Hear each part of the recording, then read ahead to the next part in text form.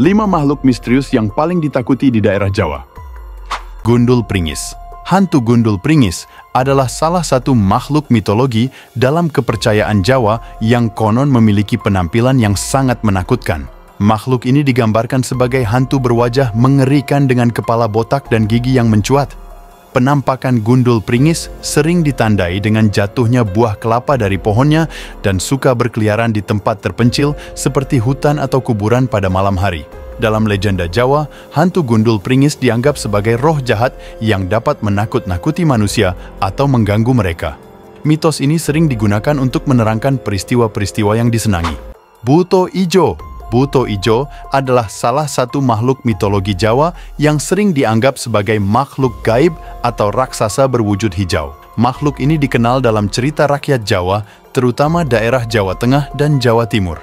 Buto Ijo biasanya digambarkan sebagai makhluk besar dengan tubuh berotot, kulit berwarna hijau, dan memiliki rambut panjang. Konon Buto Ijo seringkali dianggap sebagai makhluk yang menakutkan dan suka membuat keributan. Dia dapat muncul di hutan atau tempat-tempat terpencil dan dianggap memiliki kekuatan supranatural. Kadang-kadang, Buto Ijo juga dikisahkan sebagai penjaga harta karun atau tempat-tempat gaib.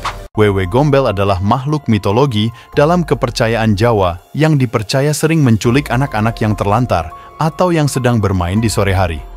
Dia digambarkan sebagai wanita tinggi kurus dengan rambut panjang kusut dan mata merah besar. Wewe Gombel muncul di sore hari yang menjelang malam untuk menyembunyikan anak-anak yang masih berkeliaran pada waktu maghrib. Konon makhluk ini sering diceritakan oleh orang tua untuk menakut-nakuti anak-anak agar patuh atau tidak keluar rumah pada malam hari. Oreng Pote merupakan hantu dengan kisah misteri yang dikenal dan sangat ditakuti masyarakat Pulau Bawean, Gresik, Jawa Timur.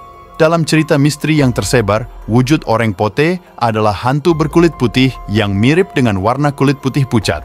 Konon orang yang melihat hantu Oreng Pote akan membawa kesialan, penyakit hingga bencana yang bisa menyebar ke orang lain. Salah satu kesialannya seperti penyakit aneh, usaha bisnis yang mengalami kebangkrutan hingga kematian yang tiba-tiba. Oreng Pote diyakini jelmaan dari prajurit Belanda yang tewas di Pulau Bawean sehingga rohnya gentayangan yang penuh dendam dan amarah. Hantu Jeruk Purut. Hantu Jeruk Purut adalah sosok hantu pastor tanpa kepala yang menggemparkan warga di daerah tersebut. Menurut ceritanya, ada yang menyebut hantu pastor kepala buntung merupakan korban salah bacok pada zaman Belanda. Pelaku mengira pastor adalah penjajah, padahal ia seorang WNI. Hantu ini digambarkan sebagai sosok pastor kepala buntung yang selalu membawa kepalanya dan mengenakan jubah hitam yang selalu ditemani oleh anjingnya yang setia. Konon makhluk ini pertama kali ditemukan pada tahun 1986 oleh penjaga makam melihat hantu yang bergentayangan di sekitar pemakaman tersebut dengan ciri-ciri yang sama.